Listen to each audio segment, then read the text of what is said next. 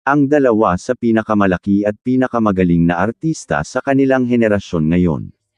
Ang kanilang galing sa industriya ang nagdala sa kanila kung sino man sila ngayon. Siya si Julia Francesca Barreto Valdivia, kilala sa pangalan na Julia Barreto.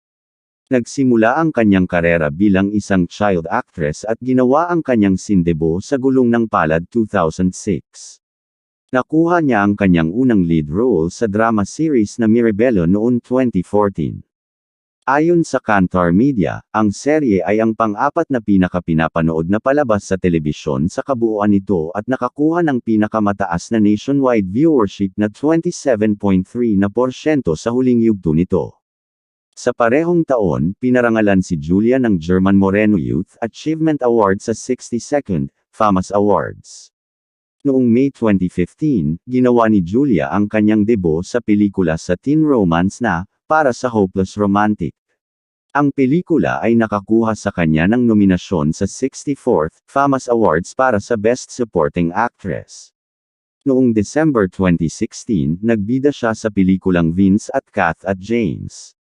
Napili ito bilang isa sa mga opisyal na entry sa 42nd Metro Manila Film Festival at naging blockbuster hit, na kumita ng 123 na milyong piso sa box office ng Pilipinas, at nakakuha siya bilang Most Promising Movie Actress of the Year sa Box Office Entertainment Awards, at Best Actress nominasyon sa Luna Awards.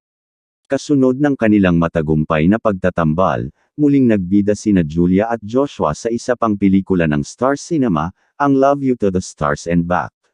Ang pelikula ay pinuri ng mga kritiko at nakakuha ng 112 na milyong piso sa domestic box office. Nakakuha rin ng mga nominasyon sa pagganap ni Julia bilang Best Actress sa FAMAS Awards at Luna Awards. Noong 2017, nakipagtambalan si Julia kay Joshua Garcia sa ikatlong pagkakataon at naging bida sa pelikulang Unexpectedly Yours kasama sina Sharon Cuneta at Robin Padilla. Ang pelikula ay nakakuha ng mas malaking numero sa takilya, na kumita ng 249 na milyong piso sa buong mundo. Ang seryeng ngayon at kailanman na nakakuha ng pinakamataas na ratings na 34.7%, ay nagpanalo sa kanya bilang Princess of Philippine Television sa Box Office Entertainment Awards. Siya ay nakakuha ng magkakasunod na nominasyon para sa Movie Love Team of the Year sa PMPC Star Awards for Movies mula 2017 hanggang 2022. Ang pelikulang Expensive Candy ay nakakuha sa kanya bilang Most Outstanding Film Actress sa Gawad La Salayaneta Awards. Isa si Julia sa pinakamagaling na actress ngayon sa Pilipinas, ang kanyang mga pelikula ay talagang inaabangan ng kanyang mga tagahanga. Siya si Catherine Chandria Manuel Bernardo, kilala sa pangalan na Catherine Bernardo. Umangat siya sa pagiging superstar pagkatapos ng top bilang sa muling paggawa ng klasikong Mara Clara noong 2010, at mula noon ay itinatag siya bilang isa sa pinakasikat at matagumpay na aktor ng ika-21 siglo sa Pilipinas. Nagsimulang umarte si Catherine noong 2003, na lumabas bilang Batang Shelo sa It Might Be You ng ABS-CBN. Noong 2006, nakuha niya ang kanyang unang pangunahing papel sa TV series na Super Inggo na gumanap bilang Maya. Nagpatuloy siya sa iba't ibang papel sa iba pang palabas ng ABS-CBN tulad ng Kristala at Vietnam Rose bago napunta sa isang permanenteng pwesto sa hit kiddie show na Goon, Bulilit.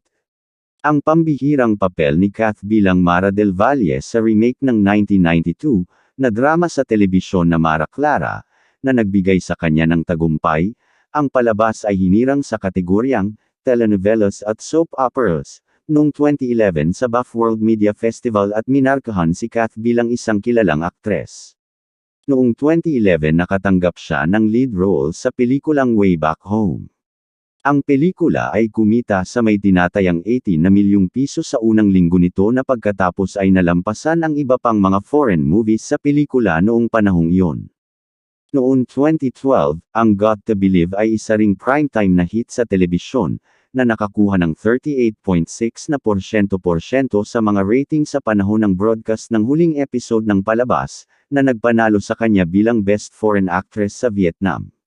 Muling pinangunahan nina Kath at Daniel Padilla ang isang pelikulang, She's Dating the Gangster bilang bahagi ng ika-20 anibersaryo ng Star Cinema noong July 2014, nakakalap ng 50 na milyong piso sa unang araw ng showing nito.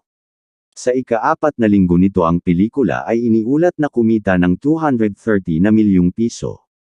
Noong December 1, 2014, si Kath kasamang binigyan ng bituin sa bansa bersyon ng Hollywood Walk of Fame, ang Eastwood Walk of Fame, na matatagpuan sa Eastwood City. Ang Pangako Sa'yo na isa din top-rating serye sa Pilipinas, ay nagpanalo sa kanya bilang Best Foreign Actress sa Vietnam. Si Kath ang kauna-unahan at nag-iisang Filipina na aktres na lumampas sa 800 million pesos mark para sa dalawang pelikula. Ang isa ay noong 2018 na The House of Us at ang isa ay Hello, Love, Goodbye noong 2019.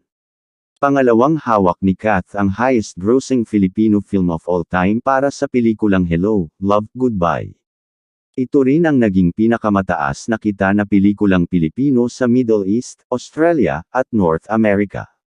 Si Kath ay binigyan din ng titulong Phenomenal Box Office Queen Award kasama ang kanyang on-screen at ex-boyfriend na si Daniel Padilla para sa kanilang pelikulang The House of Us, na nakabasag din ng maraming record sa Philippine cinema sa 50th Guillermo Mendoza Box Office Awards at tumanggap ng prestihiyosong Camera Obscura Award mula sa FDCP.